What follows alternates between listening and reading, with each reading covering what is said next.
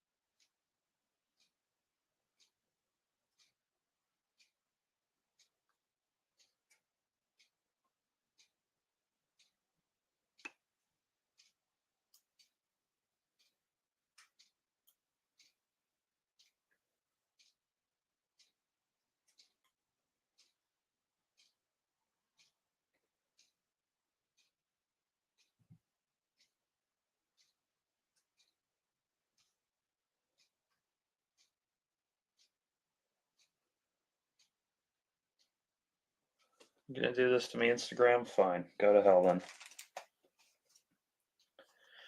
I'll do it the hard way. I hate when Instagram does the updates that then break the app and make it not work.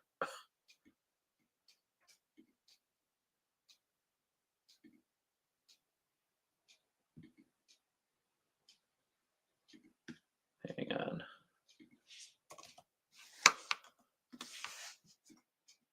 These things are exclusive. You gotta be invite only.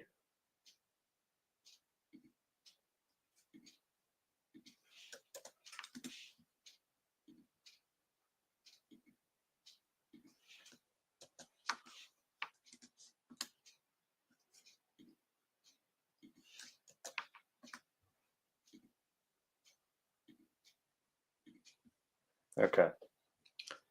Anyway, now that the invite link is sent out, how's everyone doing? Everyone having a good day? Anyone else's foot hurt and they're rotating it under their desk while they live stream to the audience? Because that's what I'm doing. Love to know how I hurt my foot, but I'm an old man now. I'm unk pilled, as the kids say. Ugh. Just wait for a few more people to trickle in and then we can get going. Uh,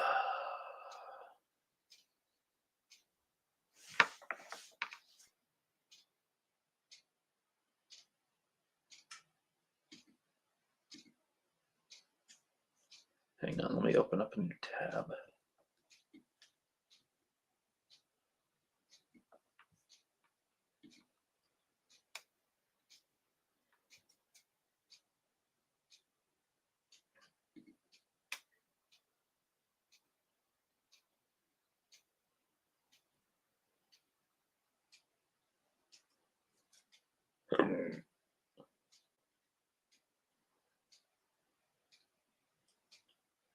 Howdy, howdy, howdy. Howdy to you too, Wadley. Prince of Darkness is now fresh on Rotten Tomatoes, so in some sense life is good. When was it not? Prince of Carpenter's Prince of Darkness? It's not his best movie, but it's pretty fucking good. I see no reason why it would have at any point not been fresh.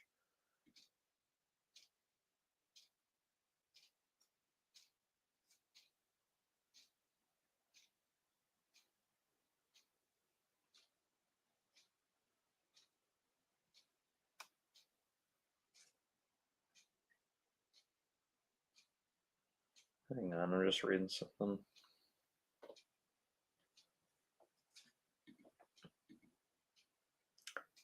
Prince of Darkness was in the 50%? That's fucking bull ass shit, dude. It's my favorite one, so I'm happy to see it at least passes. Yeah, that it is insane that there was ever a time that a movie as good as Prince of Darkness was not in the rotten or in the fresh. That it was in the rotten. That is insane. It's been a while since I saw that one. I need to watch it again. Lol, where would you place it? Yeah, well, that's what I'm getting at. I need to watch it again. I haven't seen it in like 6 years, and I watched it in a marathon with every other John Carpenter movie. But I remember it being pretty fucking good. I need to rewatch to like really properly place it, but I remember it being pretty fucking good. Uh, it's a good thing to talk about because it's Halloween coming up on Friday. Uh, what are my favorite Carpenter movies? Let me pull up the full list. I'll do a little informal tier list of John Carpenter. Carpenter.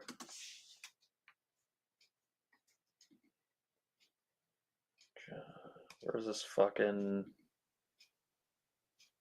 Okay. John Carpenter filmography.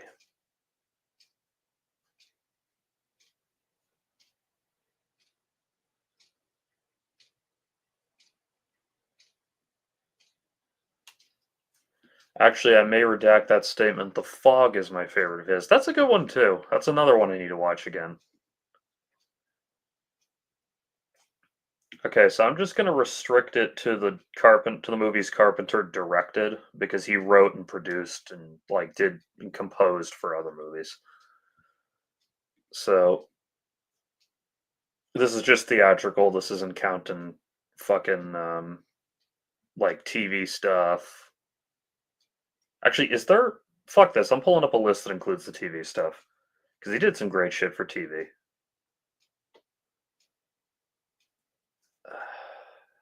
Do you have something that's just his ones that he directed? Okay, I'll just have to do it myself. Fine, fuck me. Okay, Dark Star. That started off as a student film. Fun fact. It started off as his, I think, his USC student film, and then over time he just kind of kept having more ideas and adding to it until it was 90 minutes and secured like limited distribution. Dark Star's pretty good. It's not my favorite. It's very low budget, definitely shows at times, especially when the alien shows up and it's like a beach ball with shit glued on and it just looks completely ridiculous. But you see like early hints of Carpenter's promise in it. It's also, I believe, his only one that was not shot in like 235 Panavision or whatever. The Carpenter really uses the aspect ratio in his movies, so when he doesn't use his traditional one, it's really noticeable. Um, okay, so his first real movie, well, not real, I don't want to shit on Dark Star. His first movie that started life as a theatrical film was Assault on Precinct 13, and this one is a fucking masterpiece. This is one of my favorite movies of his. It's not my very favorite, but it's in my top five for sure. I love I love schlocky 70s, 80s action movies, and this one starts off like it's gonna be that, and then you go, wait, hang on, this is an actual movie. Like it has the best of both schlock and real movie. It synthesizes them fucking perfectly. There's something about him and De Palma that feel very similar in vibe, even though they have unique styles. That's not wrong. Yeah. Though Carpenter, I like his vibe. Not that I'm accusing De Palma of anything here, but I love how unpretentious Carpenter is. How he's just like, yeah, I made this movie. It became a big thing, apparently. All right, cool. I'm gonna go smoke a joint and play Borderlands because that's, he's a big video game guy. He was one of the first big Hollywood people to really say, no, fuck you. Video games are indeed an art form. They're not like a toy for children. Thank you for recommending Assault a couple years back. It was fantastic and perhaps the most violent movie I've seen since Girl with the Dragon Tattoo. I'm assuming you mean because of the little girl. And yeah, most well, spoilers for a 50-year-old movie. Most movies do not have the balls to just have a little girl get shot to death on camera. Would you consider Carpenter's filmmaking style as workmanlike? More like his personality. I mean, he's unpretentious with his filmmaking too, but he's just too technically competent because workmanlike kind of, and I know this isn't the intention, but it kind of implies that it's like baseline competent, but he's so good. Like he's better than most filmmakers, even most good filmmakers. He's one of my favorites for a reason. Um, Okay. So Assault on Precinct 13, talked about that one. I'm skipping anything he didn't direct, as I said. Halloween, I mean, what the fuck do you even say about Halloween? It's a classic for a reason. It it basically invented the slasher. Well, it didn't invent the slasher genre because there were movies like Black Christmas and Texas Chainsaw, but Halloween basically cemented all of the tropes of what a slasher movie looks like. I don't know why I'm doing the Italian hand gesture. Um, it cemented them.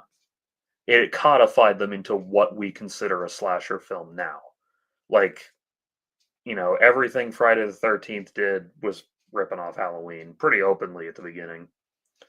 True to a lesser extent of Nightmare on Elm Street as well, but Nightmare on Elm Street, because the whole dream thing took it in a more unique direction. I think that franchise is, despite the fact that only three of them I'd consider good, um, I think that it's a better franchise than Friday the 13th. It's certainly more interesting, even in the shitty ones. Though my favorite is still Halloween, even though, again, most of Halloween's movies kind of suck. But we'll talk about that on Thursday. Back to Carpenter specifically, because he only did the first one. Someone's Watching Me. This is a made-for-TV movie. He actually shot it before Halloween, but it came out after. Like, it came out a few weeks later, which, by the way, they advertised the fuck out of in the trailers for it. I remember first hearing about Halloween as a bedtime story by my parents. Jesus. Okay. And because Michael Myers' name was used so frequently, I kept imagining Mike Myers without any frame of reference. Yeah, you're not the first. Um, I probably did that as a kid. I know Robot Chicken's done jokes about that. Um, they actually in the movie Baby Driver, when Kevin Spacey tells them to go buy Michael Myers masks, and by the way, Kevin Spacey, I think everything that is needs saying about him has been said, so I'll ignore that for the moment. So he tells them to buy 4 Michael Myers masks for the robbery, and that's what they actually wanted to use for the movie, but they couldn't get the rights. So instead, they turned it into a joke and had the guy accidentally buy Mike Myers masks, which, I find amusing. Anyway, topic at hand. Someone's Watching Me. Made for TV. I'll bring up the thing for it here. Made for TV movie.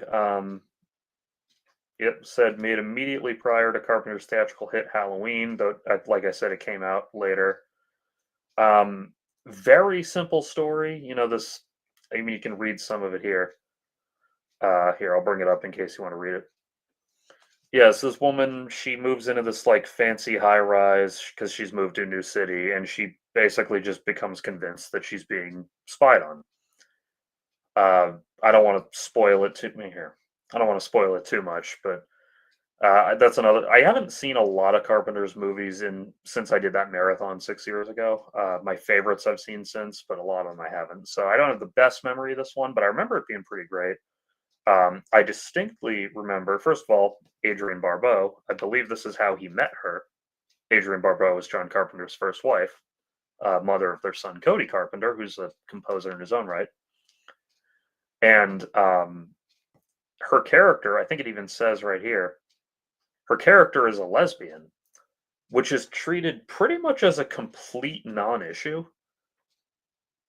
Like, she basically says to the main character, I'm a lesbian. Is that going to be a problem? And the main character is like, should it be? And then she says, oh, yeah, I guess not. And then they're just friends for the rest of the movie. And this is a TV movie in 1978. Carpenter had some serious fucking balls. Like, it's kind of shocking that they let him do that. And yes, as you're right, as you point out, Wadley, she was indeed Catwoman on Batman the Animated Series, which I think was the first time I heard her name. She could have done it in live action. She's got the, I mean, not there because she's 80 years old, but when she was younger, she had the physique for it. Good for her, right? Charles Cyphers. Oh yeah, that guy. Yeah, the sheriff from Halloween was also in Someone's Watching Me. I forgot that he was in Halloween Kills, even though I saw that movie fairly recently. Anyway, so after that, we have another TV movie, Elvis, which, I mean, what do you say about an Elvis movie? There's been a bunch of them. There was just one a few years ago. Austin Butler let the ghost of Elvis drive him around for it. She was perfect as the smooth talking radio host in The Fog, which explains why she had further voice acting later on. Yeah, that's true. You still hear her voice and stuff. And she appears physically, of course, but she's old now, so I would understand if she switched to more voice acting because you don't have to leave the fucking house to do it. So, Elvis, I don't think this was even the first Elvis biopic. Maybe it was. And I'm not like the biggest Elvis fan, so I'm not super judgy about Elvis biopics, but judged purely as a movie, this was pretty good. As it says here, oh, sorry. As it says here, this was the first of what would ultimately be many collaborations between John Carpenter and Kurt Russell. It doesn't mention it here, but it was also Kurt Russell's very last television role until like 2023 when he reprised his role as Ego in an episode of Marvel's What If, which is very funny because back then the way it worked was that movies and TV were very different things, and if you could escape TV into movies, you stayed there. TV wasn't prestige yet. Um, oh, I forgot he got a Emmy nomination for this. Who the fuck? Oh, it's Stephen Graham. Okay, I don't care. Yeah, Kurt Russell. It's a long fucking movie too. It aired with commercials, of course, but I didn't have to watch it with commercials because it's the 21st century. It's like 2 hours 40, even without commercials. It's a long fucking movie. Holy crap! I had no idea he directed the Elvis work at Kurt Russell. Yeah, like I said, his first collaboration with Kurt Russell. It's pretty funny, honestly. Hang on. Who the fuck is Red West? I keep getting distracted. Um, so I own the collector's Blu-ray of many Carpenter movies, but Starman in particular. And Starman, was made in 1984, pretty fresh off of what was then considered a failure, The Thing, which you notice that the behind the scenes stuff produced back then doesn't mention The Thing because everyone hated that movie at the time because they were stupid. But people are dumb and needed to be herded around like cattle, is what I'm saying. But in one of the like behind the scenes things that was shot in 1984 when they did the movie, Carpenter is basically like, "Yeah, I don't know why everyone thinks I'm a horror guy. I've done a million movies that weren't horror. I did the Elvis movie, like he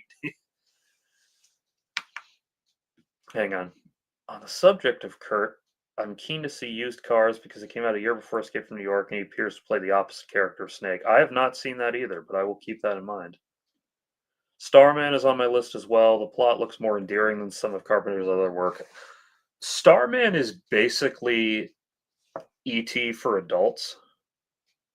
Like it has more or less the same plot as E.T., and that is not John Carpenter's fault because he was working on it before E.T. existed.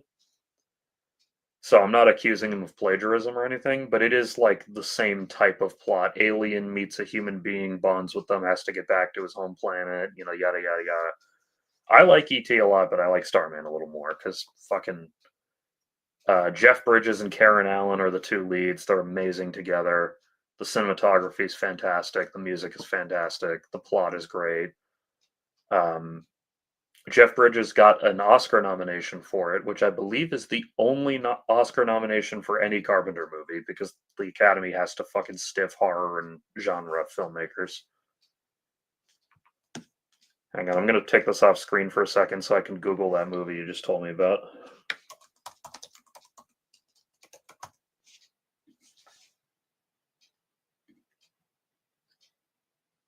Yeah, I'll give it a shot. Throw it in the letterbox list.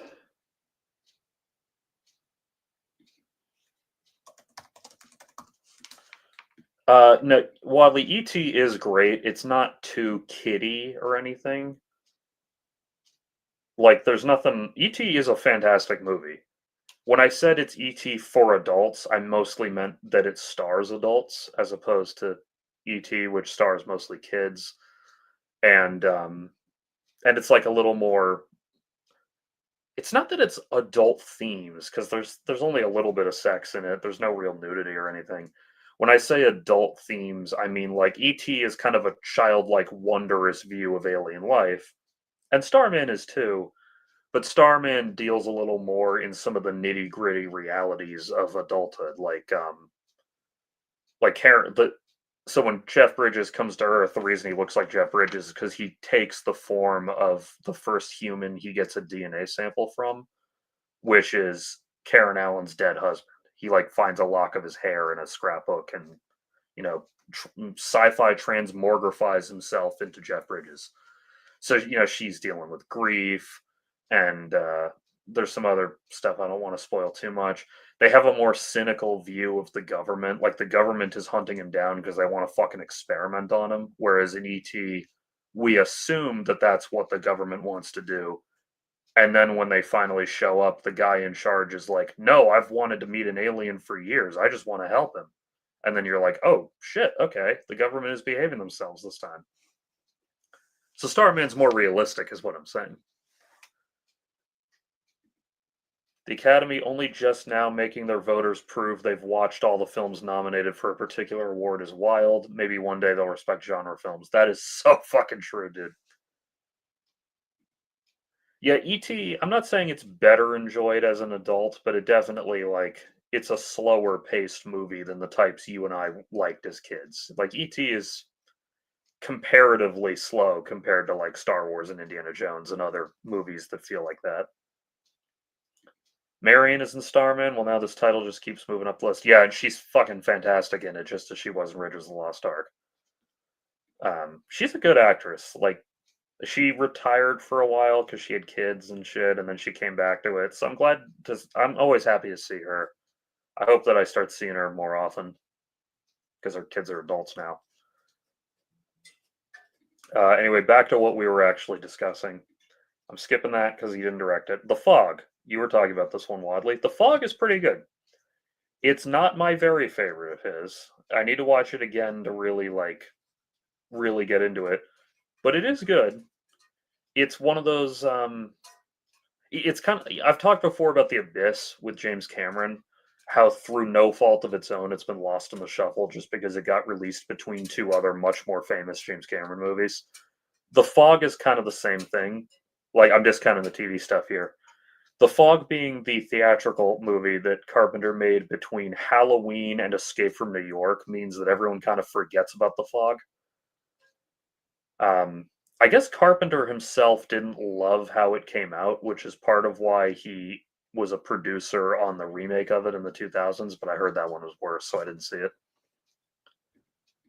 Looking at his films altogether, it's amazing how he went from a down to earth production like The Fog to something huge like Escape from New York. Well, see, that's the thing. Escape from New York feels a lot bigger than it is, which is part of what makes it so good, is that he managed to take.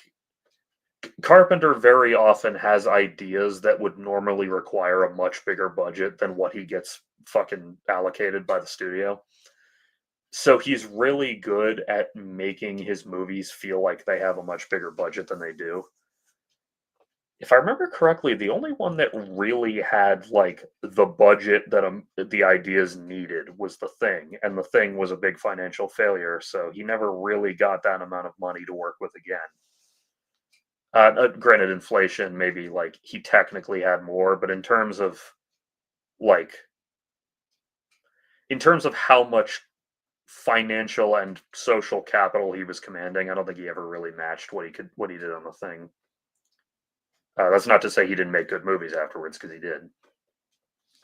The coolest technique was him making thrilling a still shot when cutting from one character to the pirate zombie sailors who just stand there with the fear factor of the score. That is true. Speaking of zombies, I love that the gang members in Assault on Precinct 13 kind of move like zombies or automatons. Like, that was on purpose. That was him homaging the then fairly recent movie Night of the Living Dead. It's weird to think that there was a time that movie was less than a decade old, but there was. Anyway, Escape from New York. One of my favorites of his. Not my very favorite, but one of my favorites. It was the first one of his I ever saw, in fact. No, no, I saw Starman first. Starman's like the one that my dad likes because he's a judgmental bitch about genre movies, and he didn't know that Starman was a Carpenter movie. He just knew it was good. So he showed me that when I was a kid, and then when I was a little older, I discovered on my own Escape from New York. Uh, I really like this movie. Um, Donald Pleasance is great in it, even though he's the American president who, for some reason, has traces of a British accent. But whatever. Fuck you. Lee Van Cleef is great. It's nice. Not that I don't like Lee Van Cleef in westerns, but it's really interesting to see him kind of playing against type as a like a hard nosed but ultimately well intentioned military commander who, I mean, he works within a really fucked up, corrupt system, but you can tell he doesn't like that and he wishes it was different, but he also has his job to do. And, like, he's fucking great. Kurt Russell's great. Harry Dean Stanton, Adrian Barbeau's in it, Ernest Borgnine. In fact, Ernest Borgnine you might know as the voice of Mermaid Man. And also the future voice actor of Squidward briefly appears in it as a dancer. I looked it up to make sure it's the same Roger Bumpus, and it is. President Blofeld and the Red Egg. Yeah, let me pull up the fucking escape egg. Hang on. Escape from New York egg.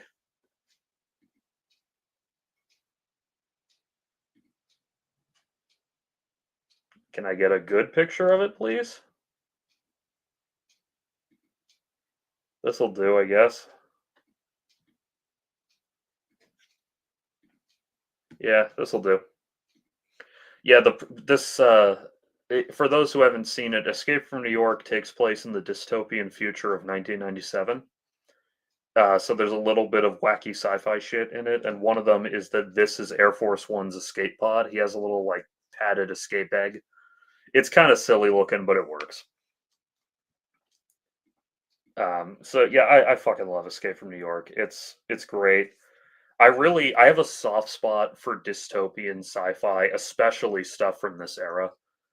Um, so I just like I just can't believe that they didn't even shoot it in New York, and yet it looks so much fucking like New York. It's so good. It's oh god, it's such a good movie. Kurt Russell is such a fucking awesome character as Snake Plissken. I remember Red Letter Media pointed this out. It's so rare that you get a protagonist as cynical as Snake Plissken. Like, there's a scene where he's tracking the president's location on his little computery thing, on his little cell phone, and he's following it. He's walking through this building, and there's like people doing drugs, homeless people all around, and there's this like half conscious, probably drugged woman being dragged off by like three dudes who definitely do not have good intentions for her. He just keeps fucking walking. He doesn't even pay her a second glance. Like, fuck it, I don't care. All right, I mean, Snake Plissken ain't exactly a good guy, but he's a great fucking character. Objectively, it's probably the best I've seen of Carpenter so far. It's one of those movies that is still so memorable in mind, despite only having seen it once about a decade ago. Yeah, it's in my top 5 of his for sure. Running Man was another very memorable dystopian fiction. Yeah, I need to watch that again. I haven't seen it since I was a kid, and the new one's coming out, so I need to rewatch it. Gonna piece out of the stream in a little because I'm gonna watch a Buster Keaton movie with my roommate, and I just heard her come home. No problem. We're glad to have you. Speaking of very old movies, as you know, Ivas, but the rest of you don't, they had a big ass flash sale, like a 1 day only flash sale on Criterion the other day, 50% off. So I got myself Citizen Kane, The Last Picture Show, Honora, and No Country for Old Men. So actually, after this stream is over, I'm gonna take some edibles and watch Citizen Kane because I haven't seen it in a while, and it's such a fucking awesome movie. I hate when a movie is like everyone says, "Oh, it's so good, it's so good, it's so good" for like your whole fucking life, and then you see it and you're like, "God damn it, it actually is that good." I wish I could be a judgmental prick and say, "Oh, it's not that great," but it is. Anyway, speaking of movies that are as great as everyone says, the because I'm skipping Halloween 2 because he didn't direct it, and it's also not very good. The Thing. The Thing is my favorite Carpenter movie. It's most people's favorite Carpenter movie. It's pretty objectively the best Carpenter movie because it's a fucking masterpiece. It's one of the best movies ever made in the history of cinema. It what the fuck do I even say about the thing? It's so good. It has the most incredible practical effects I think I've ever seen. Everyone in the movie is so well cast that even though you don't really know anything about any of them, you know exactly who they are. Kurt Russell again is fantastic, and he has such a cool fucking hair and beard combo in that movie. Um, this isn't good or bad; it's just interesting. One of the few movies I've ever seen with not a single female character, unless you count the voice of the chess computer. By the way, was voiced by Adrienne Barbeau. Oh, I forgot to tell you this about Escape from New York. The exposition narration at the beginning is an uncredited Jamie Lee Curtis because they had a working relationship from Halloween. You know, why not, right? So anyway, the thing is fantastic. Um, again? What the fuck do I even say about it? Also, the R.I.P. to Drew Struzan, who is the poster artist for that movie and a million others. He died recently. So next we have Christine. I like this movie. Carpenter, I mean, I don't know how he feels about how the final product came out, but he pretty openly admitted that he did Christine for the money. Because after the thing, like he kind of needed to get another fairly guaranteed hit under his belt to get Hollywood to finance his shit again. And it it really shows. I'm watching Christine this season with a friend. Hell yeah, it shows how good Carpenter is. That the movie he made for the money is like also really fucking good. It's not my favorite of his, and frankly, it doesn't not feel like a Carpenter movie, but I mean, if you hear about it, chances are you'll hear about it from its connection to Stephen King being based on a book of his and not as a Carpenter movie. It's kind of one of the ones everyone forgets Carpenter did. Surprisingly, it went up on my list as well because Alexandra Paul is in one of my favorite shitty TV movies from the 90s. I don't know which one that is. Please enlighten me. But yeah, Christine is pretty good. I the thing that's most memorable about it is that it's very rare for me to watch an effects movie where I can't tell how the effects were done. Now, that's not to say that I immediately was like, "Oh, they did it this way." Detonator Death Train. I'm throwing that on the list. Thank you, Wadley. Um, yeah, so like normally when I watch a movie, I can say, I can logic out how they probably did that effect. Like, oh, that was melted plastic. Oh, that was a puppet covered in styrofoam, whatever.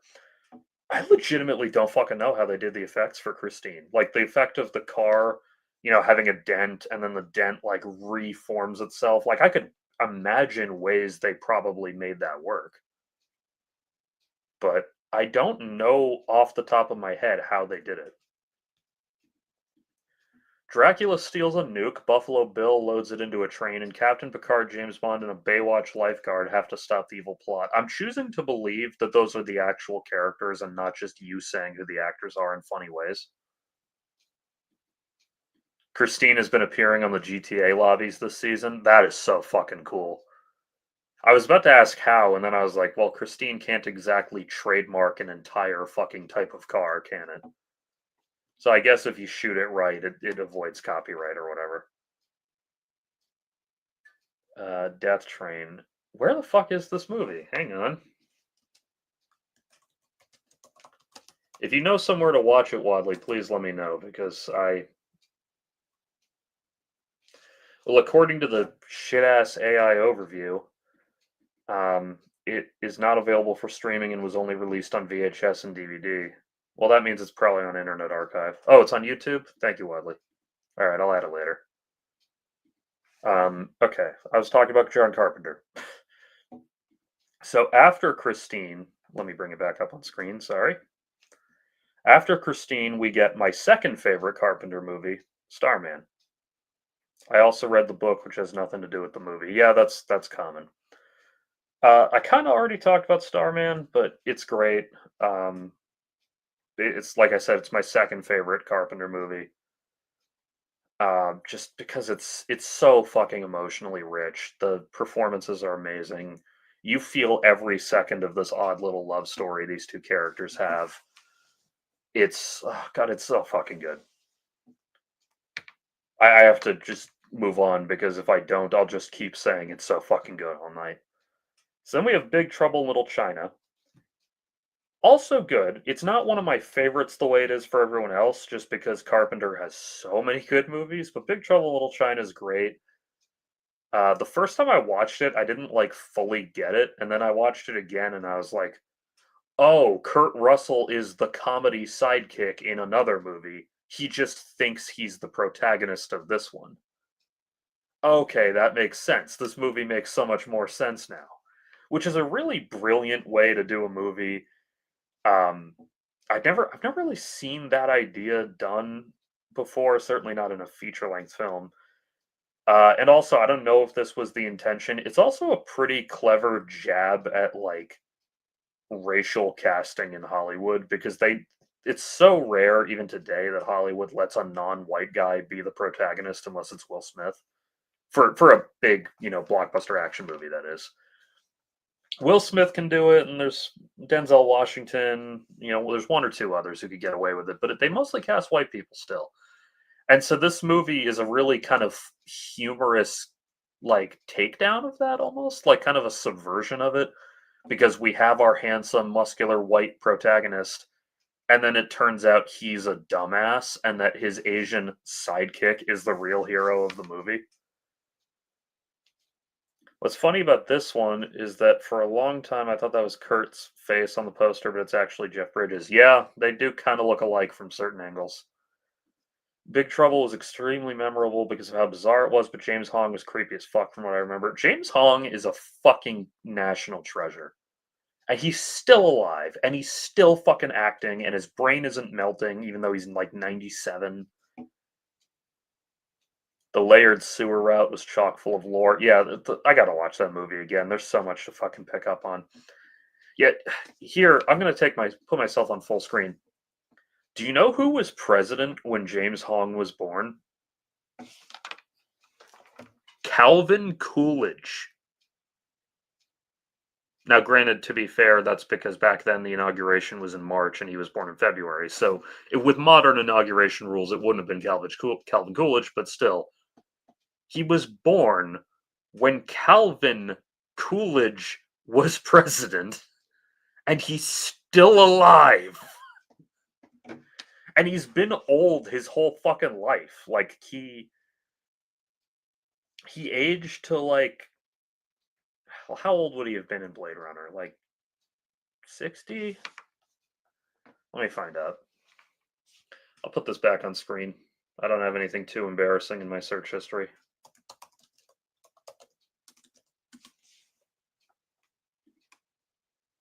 Yeah, February 22nd, 1929. He is 96. Yeah, so he would have been like early 50s in Blade Runner. So he aged to how old he was in Blade Runner, and then he just stopped aging for the rest of his life. He still looks like this. This was 15 years ago. He still fucking looks like this.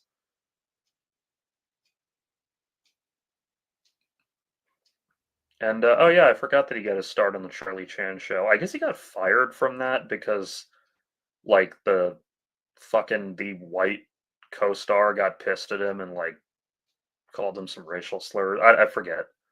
Let me find out while I'm here. Um,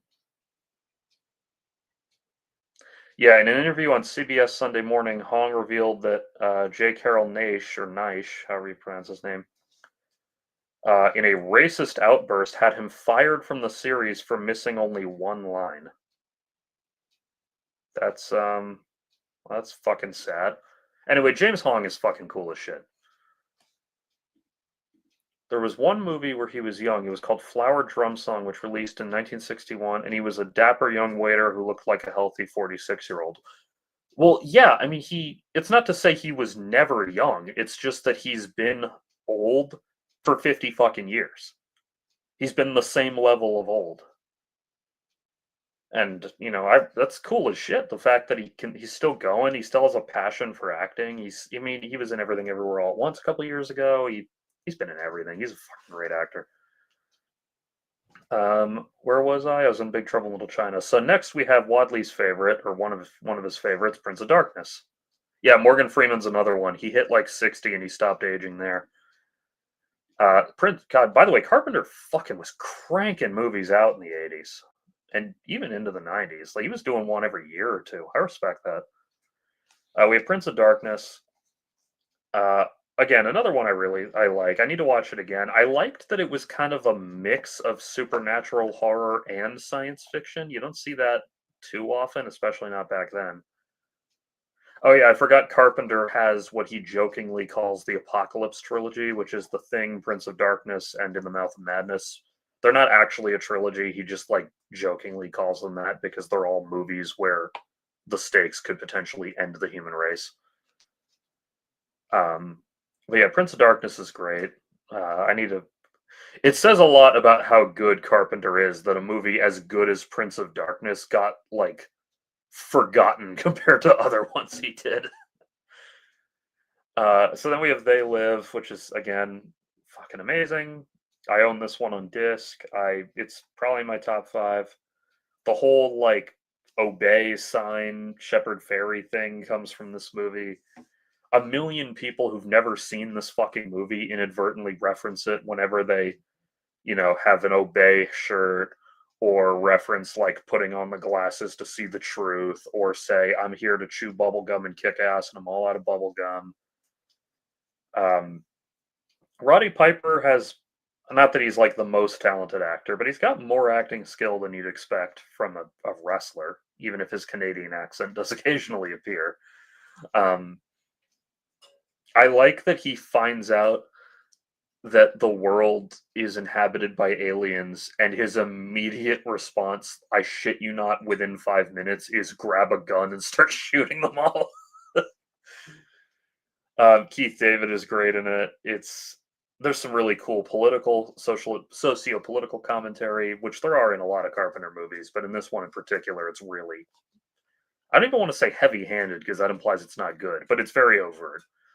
Um, I remember I saw an interview with him once from the 2000s, like on a live show, where he said, They Live was made in direct response to my abject fucking horror at the Ronald Reagan administration, and he got like a standing ovation from the audience. It was hysterical. I never understood the televised broadcast sequence where it said they're broadcasting from 1990 something. Are you talking about They Live or Prince of Darkness? Because I've seen They Live a ton, including recently, and I don't remember that line. But it has been long enough since Prince of Darkness that could be from that. And yes, shooting your enemies is the most American thing to do.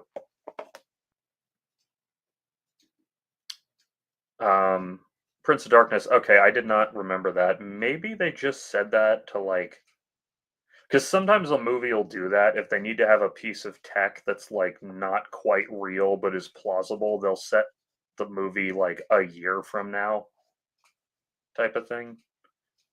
Like The Abyss. This didn't make it into the finished film, but in the treatment for The Abyss that comes on the Blu-ray, like the digital file version you can read, in the treatment he kind of says the movies was the treatments from like 1987. Um, in the treatment, he kind of goes, "Let's say it's 1990. That way, you can justify having a couple of tech things that don't quite exist yet." So maybe that's what Prince of Darkness was doing. And yes, it does add to the creep factor.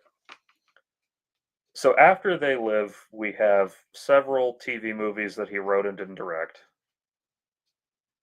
Oh, it could also be The Foresight of Doomsday. That's right. So then we have, I believe, the first one of Carpenter's, or at least his first in a while, that doesn't say John Carpenter's before the title, because this was kind of another one he just did for the check. Um, Memoirs of an Invisible Man, which is not great. It's the first Carpenter movie I'm not like an active fan of, but it is pretty good. Like it's not amazing, but it's decent. Chevy Chase is a, I mean, he's not like amazing in it or anything, but he's a better actor than I would have guessed. Daryl Hannah's always a nice sight, and I don't just mean because she's attractive, but because of like Blade Runner and a million movies she's done that I like. Sam Neill, yeah, pre Jurassic Park, Sam Neill is in this, and pre Mouth of Madness, Sam Neill. Um, it's all right. It's got some good shit in it. It has that scene where the first time he eats when he's invisible, and then he realizes he can see his stomach digesting, and it freaks him out. Like, yeah, like there's some cool shit in there. It's not an amazing movie, but it's all right. Body Bags. Now, Carpenter. This is a TV movie anthology, and Carpenter only directed one segment of the three, but he appears as the Crypt Keeper esque host between segments. Like he's like a mortician, but he seems to also be a zombie himself or something. It was pretty good. Like it's again not amazing.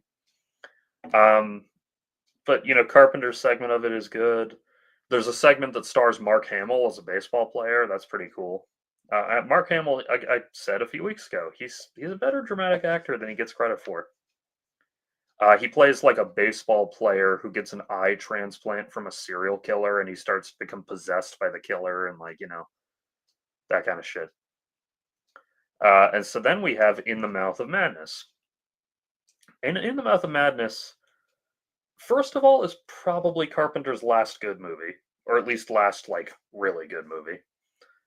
And second is really fucking great. Sam Neill's great in it. It's got all kinds of fucked up surreal shit. It's more like David Lynch-esque almost than Carpenter usually is. There's some like really surreal imagery. You're never fully sure what's real and what isn't.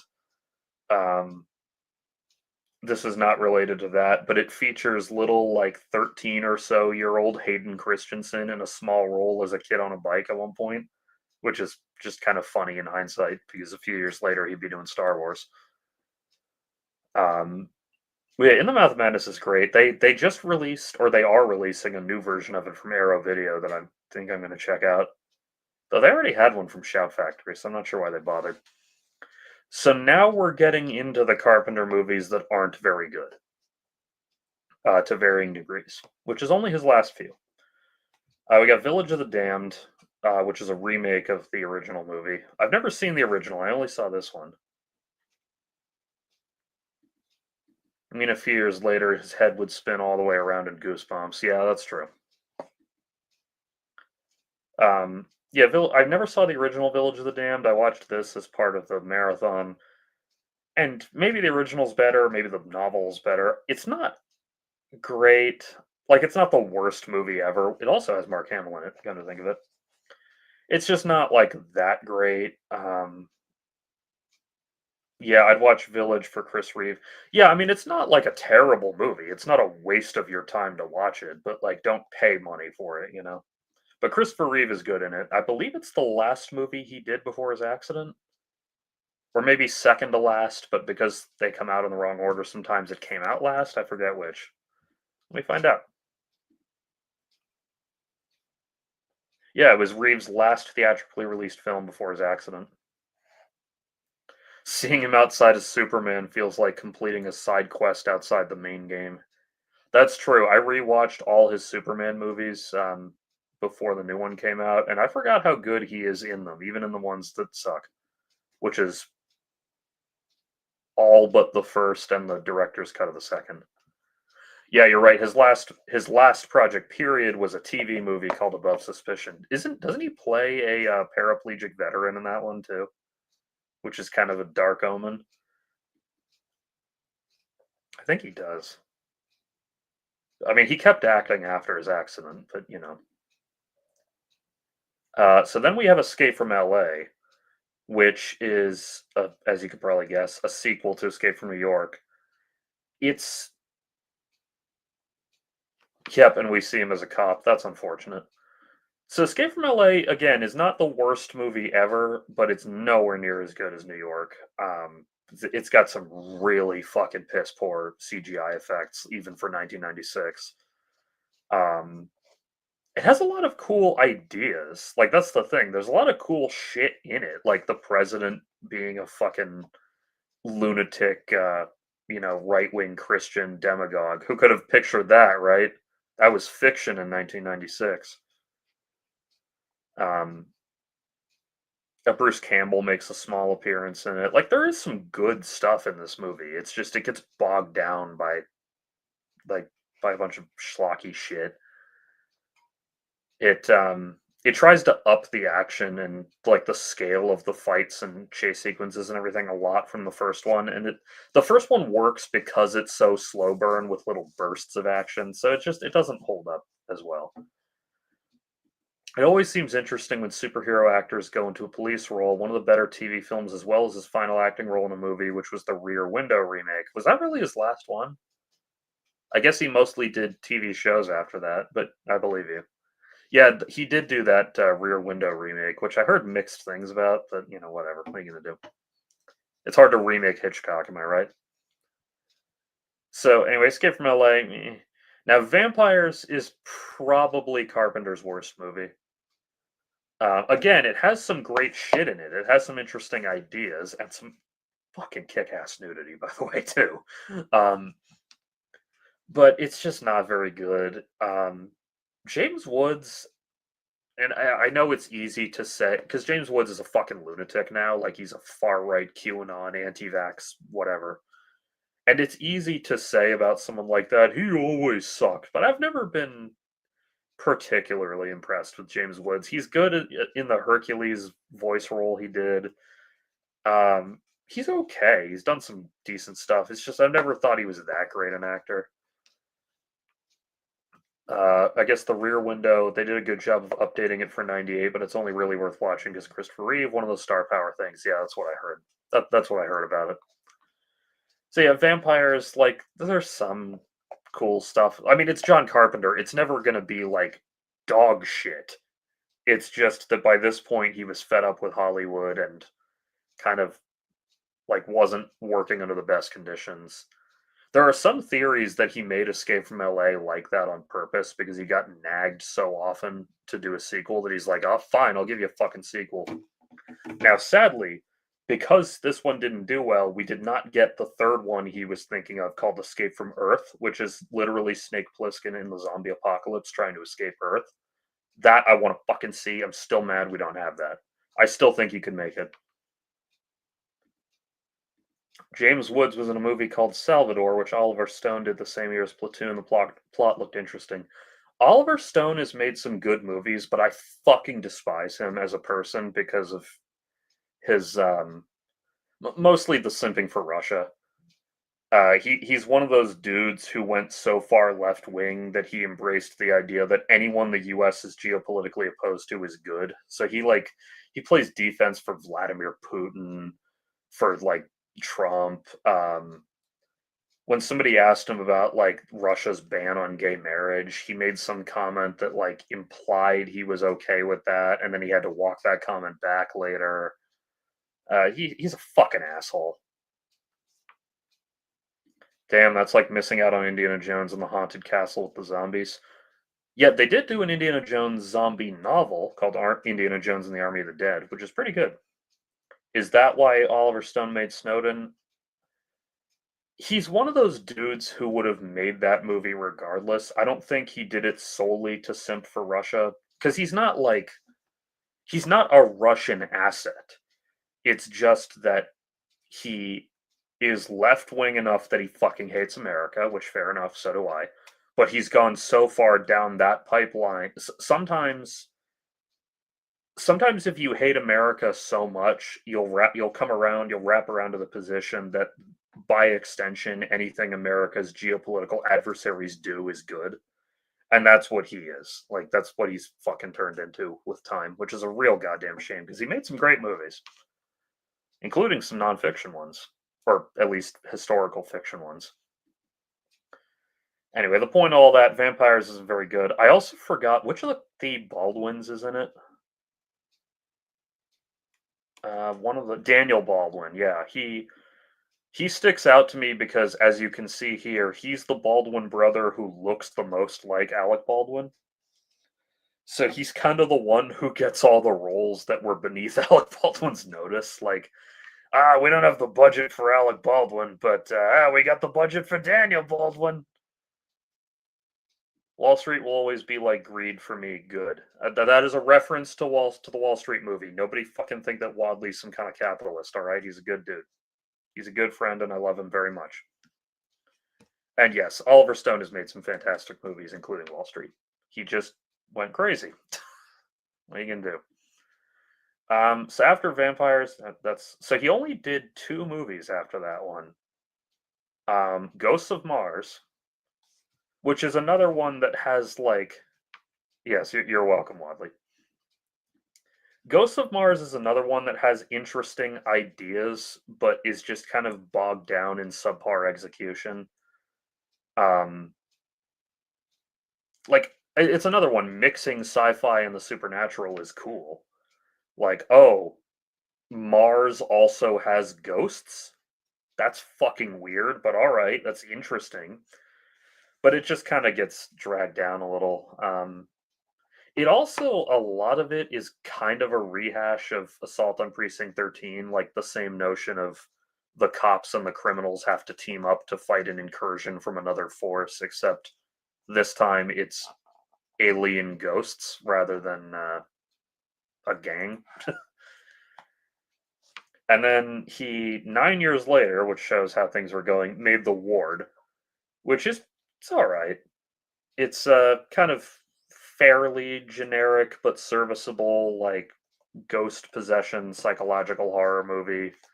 Amber Heard is the lead actress, which, I don't know where you fall on the whole thing with her, but you can make your Amber Turd jokes if you want.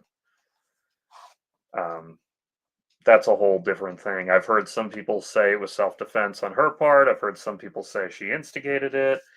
I know she pooped in his bed, which is fucking weird, but maybe she just had it with his shit. I don't know. Whatever. Anyway, The Ward, not bad, not great. It's kind of a shame that that's the last theatrical movie he did, because god damn it, he's fucking great. And as I said earlier, he's a big video game fan, so he said openly that he would love to do a movie adaptation of Dead Space, which was partially based on some of his movies, or inspired by it, not directly based on it. So I'd love to see a Dead Space movie from Carpenter. Frankly, I'd love to see anything from him. Like, he's so rich. Well, not that he wasn't rich before, but now he's got a lot of fucking money and he's semi-retired, at least from filmmaking. So I don't think any studio would be there to interfere with him. And there's another thing I want to talk about with him. I'm skipping all the stuff that where he was only producer and composer, like Firestarter.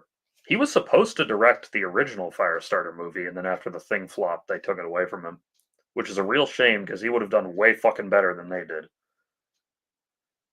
So I have actually seen this one.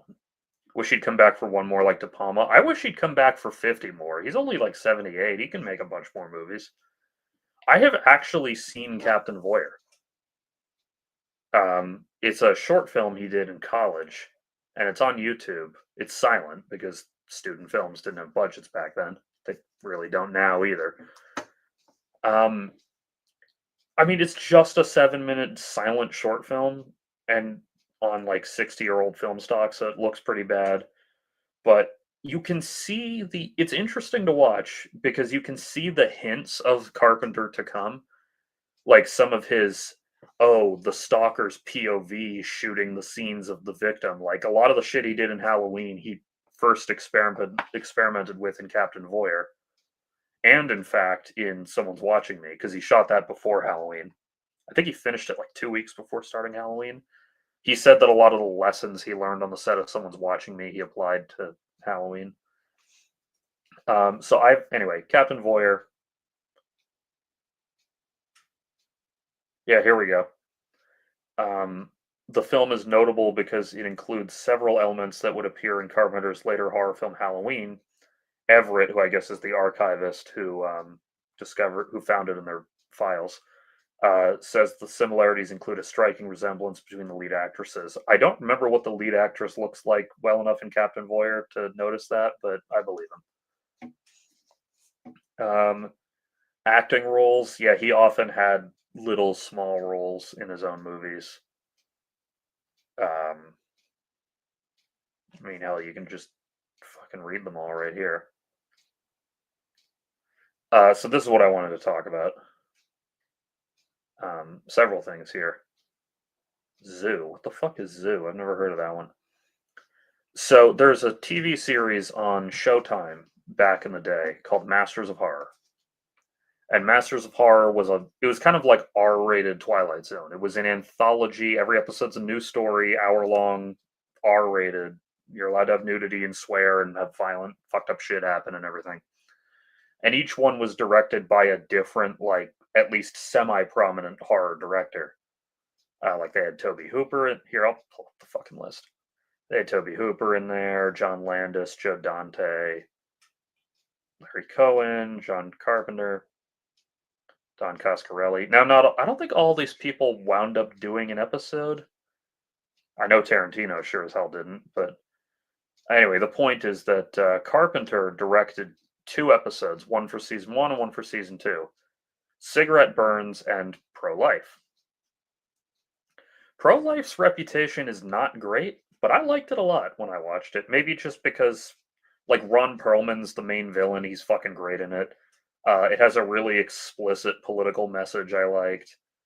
It also rehashes Assault on Precinct 13 a little bit, but only in the second half, so not for very long, and they do it so well, I don't really give a fuck. And then Cigarette Burns is a fucking masterpiece. Cigarette Burns is better than some of his feature-length movies, even though it's only like 50 minutes. What it's about, and I'm going to try to do this from memory so I don't spoil. So it stars pre-Walking Dead Norman Reedus as he's like a film archivist guy. Like he owns a local theater, like a local art house theater in Los Angeles, which is going into debt, and like he's mourning the death of his wife and everything. And so that's like kind of his day job, and something he also does for a fee for private collectors is that he'll hunt down rare film prints because he's like a historian and everything. Yeah, actually, after Boondock Saints, but before Boondock Saints 2. So yeah, short-haired Norman Reedus. Um, yeah, so he's in financial trouble, and his side gig is hunting down rare prints, and he gets this request to hunt down a print for a movie. I forget what it's called because it has like a French title. Here, I'll pull it up, but I'll take it off screen so I don't spoil. Because this one I really fucking care about not spoiling for you guys because it's great.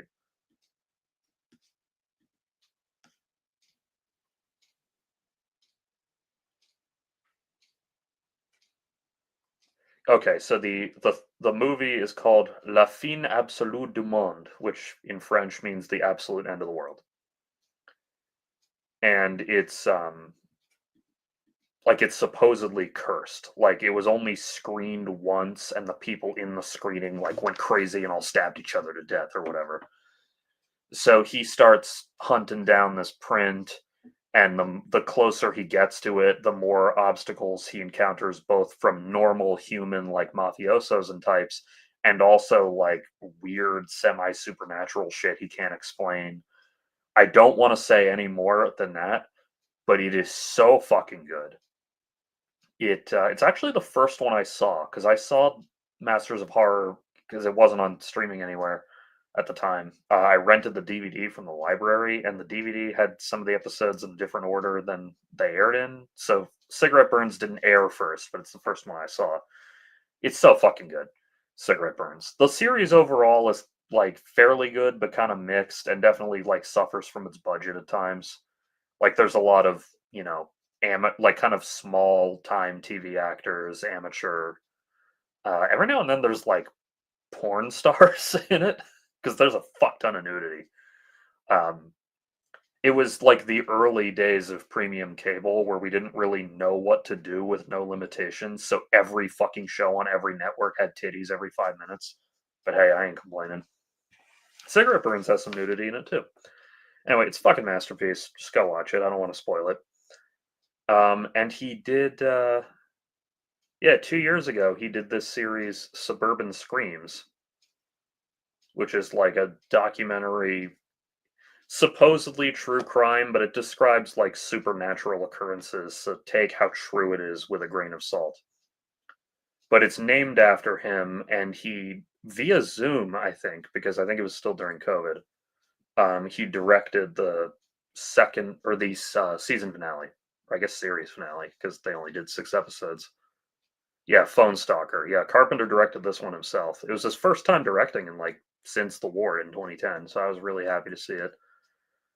And I guess I just heard about this the other day. He's doing this. Oh, thanks. A new horror anthology series, John Carpenter Presents. Oh, and he also is working on the story and music for John Carpenter's Toxic Commando, which I've been waiting for like 6 fucking years.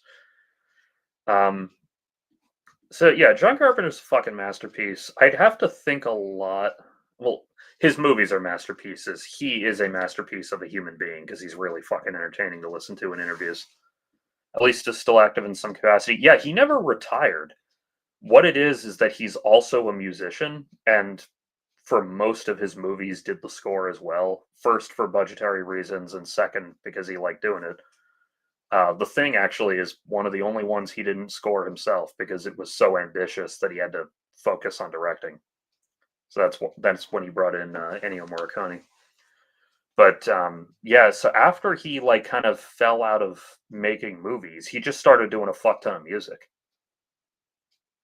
It's not really mentioned here because this is the filmography section, but yeah, Carpenter like literally does stadium tours of like both soundtracks from his movies and his own original tracks.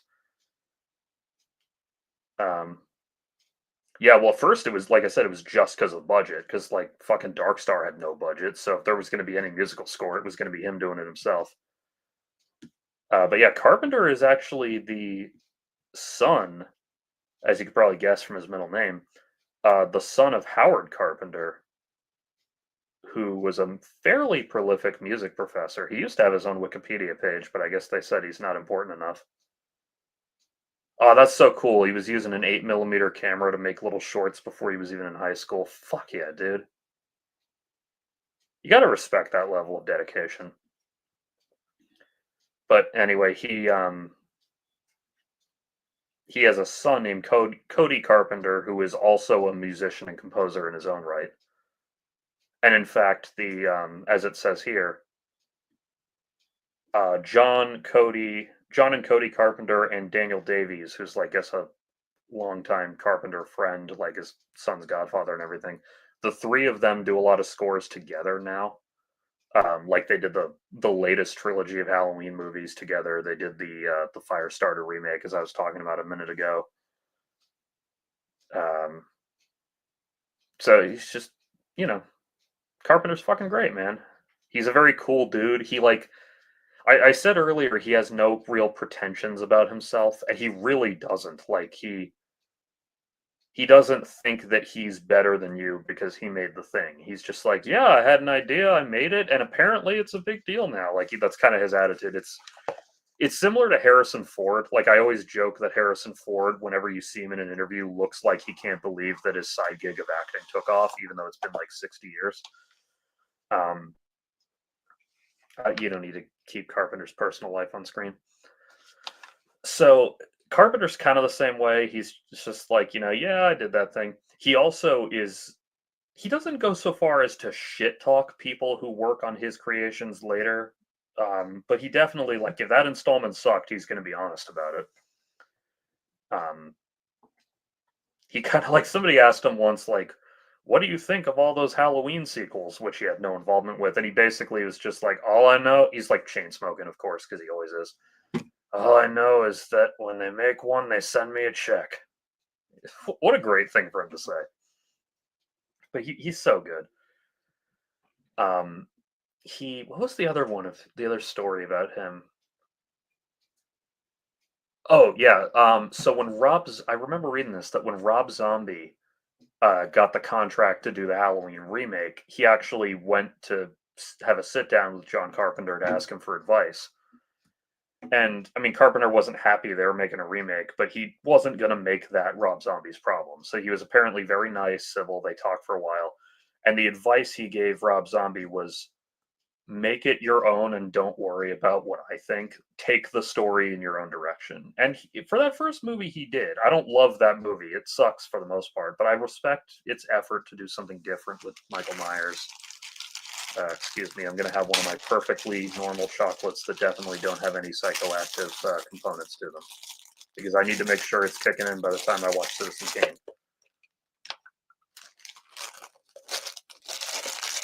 Fuck me, that's good.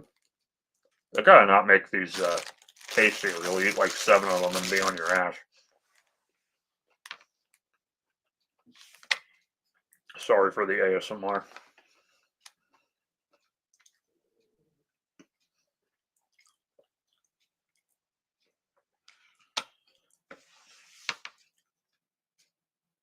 Oh, I should bring this up because I mentioned it earlier. Carpenter appreciates video games as art and particularly likes Sonic the Hedgehog. Yeah, he said in an interview, he's like, I love Sonic the Hedgehog. And he goes, I even like the one where he turns into the werewolf, the one everyone hates, which I love. But yeah, I've watched a lot of Carpenter interviews because I own like at least 6 of his movies on Blu-ray. And I always, half the reason I buy a Blu-ray is to watch the bonus features. So I did. And most of them were conducted pretty, like, usually they have 1 or 2 kind of old making of things that aired on like TV in the 80s or 70s or whatever, and then most of the rest are new for the whatever the release is. So I watched I think it was on the Blu-ray The Thing. They had an extended interview with him and they asked him about like the 2011 prequel, and he didn't shit talk it, but he just was like, yeah, I didn't have anything to do with that one. Like, he kind of just washed his hands of it. Like, he wasn't mean, but he was like, that's not me. I don't really want to get into my opinions on it. I guess publicly he was somewhat critical of the Halloween remake, but I think that was years later. I think that was like recently. I don't remember everything he said, but I remember he complained that Michael Myers was too tall, which is that is fair because part of what makes Michael Myers such a cool villain is that he's not very physically imposing. Like, the original actor in the suit, Nick Castle, who was also like a writing collaborator of Carpenter's, like he co-wrote Escape from New York and everything together. They're like college friends or whatever. Um, Nick Castle's only like 5'10". Like, he's not particularly tall. He was in good shape, but he wasn't like super fucking muscular or anything. Michael Myers is scary because he's so fucking ruthless. Like, he is a Terminator. He will never stop coming for you, no matter what you throw at him. Yeah, the literal opposite of Mike Myers. You're right. um, yeah, like Michael Myers, he's never short, but like because 5'10" is definitely well above average height, at least in the U.S. Um, but like in that original movie, he's not particularly big. But then future filmmakers tended to cast like stuntmen for the role, like failing to recognize that Michael Myers has a lot of physical acting to do, which is why most of those sequels suck.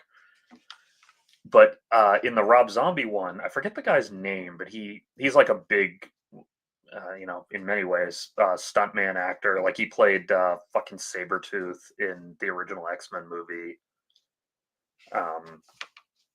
Let me find out what his name is. But anyway, he's a giant motherfucker. He's like 6'8", 9. So Rob Zombie wanted to make Tyler Mane, that's his name, this fucking guy. I say that like I'm talking about him with scorn. He seems like a perfectly decent human being. Oh, he's not so much a stuntman as he is a former pro wrestler. But yeah, like Sabretooth, Michael Myers. Oh, he was Torminox in Doom Patrol? I forgot about that. Anyway, he's a giant fucking dude. I don't think it says his stats. 6'9". There we go. So he's giant. So Rob Zombie decided, because he went in a very different direction, wanted to make Michael Myers very physically and visually intimidating. So he made him giant. He even like to some extent, used camera angles to make him look even bigger. And that's, I get it. I get why that's what he was going with. But John Carpenter was kind of right that Michael's too tall in that movie. He doesn't need to be he's not scary because he's physically imposing. He's scary because he has no humanity in there and will never stop hunting you until you are fucking dead. But he could take off the mask and blend in with normal ass people. He doesn't because he has one purpose and it's to kill. And the way they got Carpenter on board with the new trilogy was they tossed out everything after the first movie, and that's what I do with my head canon. There's no fucking supernatural reason that he always comes back from his injuries. He's not Laurie's brother. Like, no, he's just a dude who went nuts for no reason, and that's why it's fucking scary, because then you wonder, is that gonna happen to me? Am I gonna go insane and stab my older sister to death on Halloween for no reason? And the answer is probably not, but the point is that you're thinking of that. The point is that he's just pure evil. Like there's no explanation for it. It's I don't know. I mean, hell, even in the original Halloween, there were reports because he gets his mask pulled off at the end of the original Halloween, and there were reports that they successfully. I read this or I heard it on the Blu-ray that people who saw the movie in 1978 were like, "Oh my god, his face was so fucked up and deformed," and it's not. It's just the guy's face, but they built such tension in the movie that like by the time you see his face, everyone's ah! And plus also, I think part of why they say his face is fucked up is because that scene is after he gets poked in the eye with the hanger, so his left eye, which is the one that's in focus like this when he takes the mask off, is like kind of swollen and fucked up. In fact, even one of the things I really liked in the new ones was that even though it's a new actor, because obviously, when we briefly see like glimpses of his face, he has like a fucked up kind of. I think he's blind in his left eye from getting stabbed in it with the coat hanger in the first movie. Like they had real attention to detail in those movies that I really respect. I love John Carpenter. He's one of my favorite directors, and like I said, I think I have 6 of his movies on disc, and there's several more that I've been meaning to collect and just haven't gotten around to. I love him as a filmmaker, as an interview subject, especially because he's really fucking funny.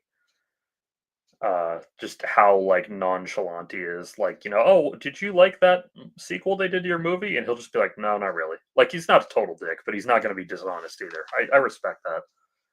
Plus, he has cool hair. He also has the unfortunate distinction of looking a little bit like my dad, but what are you gonna do? Um, and here I was thinking I'd talk about Star Trek, and instead I went on a fucking hour and 20-minute tangent about John Carpenter. I don't have too much to say about Star Trek. I'll wait till Nick is back for that. Nick was gonna join us tonight because he's gonna be a fairly regular contributor to these streams, but his I think his mom and his sister, he didn't say where they worked, and I'm not gonna like dox them, but I'm guessing they work with kids because they brought home some kind of fucking plague from the kids that he now has. So he's like I texted him like, "Hey, do you want me to send you the link?" And he's like, "My bad, dude. I have a flu and a fever, and I'm lightheaded." And he felt really guilty, and I'm like, "Dude, I'm not gonna make you fucking. I'm not gonna make you produce content for me with the fucking riding crop while you feel like shit, dude." I took 2 weeks off last time I got sick, so fair enough, man.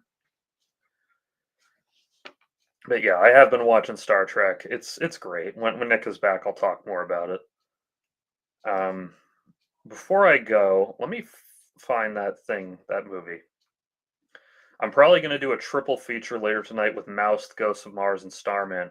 I try to not do that personally with movies I haven't seen, but that's obviously I'm not telling you not to.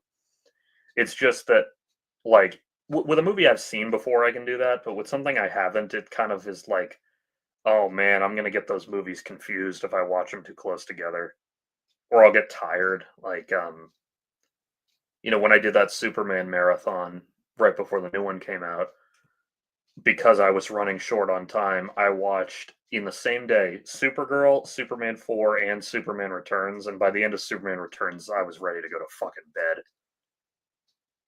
They're just watching that many movies in a row. I'd seen those before, but not in a long, long time. Actually, I hadn't seen Supergirl at all, but I'd seen the other two.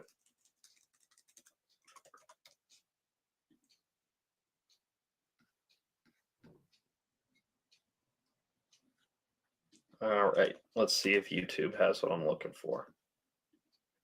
Ghosts is honestly not that great. Like, I'm not saying don't watch it, but is so much better. Like, Starman basically just wipes its fucking ass with Ghosts of Mars.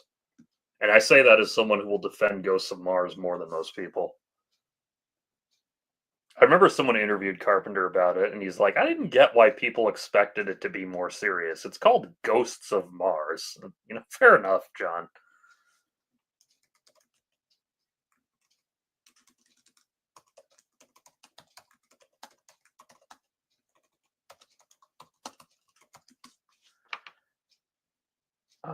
Are you sure that Death Train is on YouTube? Because I'm not finding it. They might have deleted it, the bastards. You know what? While I'm here, I'm going to show you guys a very useful resource that you should join up with.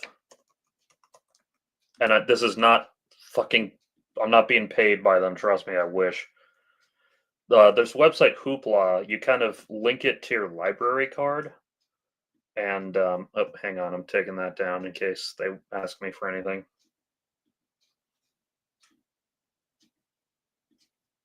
Okay. All right. Yeah, there we go. So Hoopla, it ties into your library card, and it's basically a digital rental platform, but rent for free because it's with your library card. So you can do ebooks, fucking soundtracks on there. I only use mine for movies and for this one Punisher comic that they just refuse to fucking print in the US for some reason. I also like that I've borrowed so few things that it says recently borrowed for shit that I watched like I literally watched this like 4 years ago. But while I'm here, Detonator Death Train format movies. Is this it?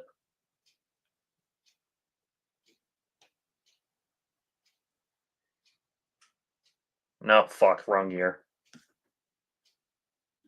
Okay, let's try Canopy then, which is a very similar resource only for movies and TV, whereas Hoopla lets you do ebooks and shit. I'm just teaching everybody a useful thing. Please do yourself and me and them a favor and appreciate your local library more because they do some fucking insane shit there that I can't believe. Like, I really respect those people. Oh my god, so Canopy sometimes has like real movies? Well, that's kind of insulting. Sometimes they have shit you can find elsewhere, is what I mean. Yeah, they got the monkey on there. That's cool. Usually it like changes the lineup every month or so, but dang, I guess it is gone. That is too bad, but I can find it because, you know, we have other ways of finding things on the internet. And I could also just go to the library, request the DVD, and if they have it in network, they can do that. Okay, it's not on Canopy. Where else should I try? Let me look at my thing here.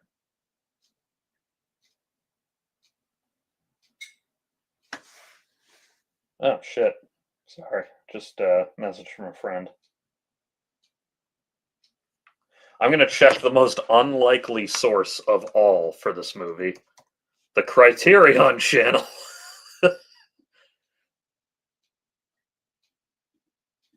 It's the one with Pierce. You could probably figure that out because it's me. Yeah, true. Yeah, no, I thought I had the right one, but the year was wrong. So,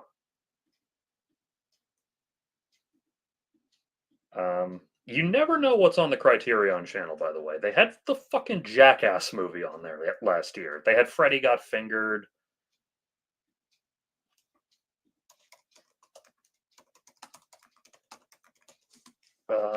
Nope, they don't have that. All right, I got one more to try before I resort to my other means.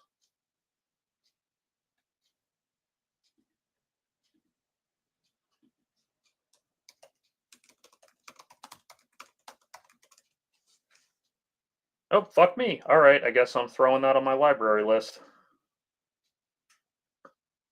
I like that I'm using my monitors as lighting. I need to get like a proper lighting setup for this so I don't just look like a fucking ghost every time. Okay. Detonator. Death Train 1993. I have a friend who works at the library who can find the most obscure random horseshit you could ever imagine. So I'm going to ask him when I go there tomorrow.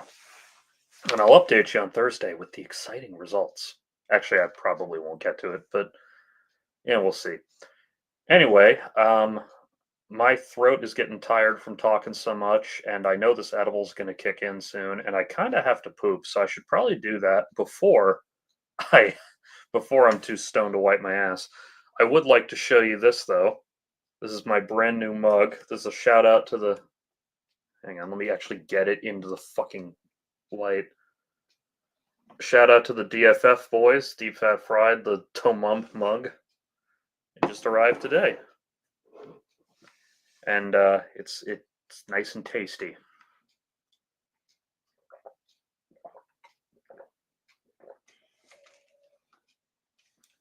Oh, okay.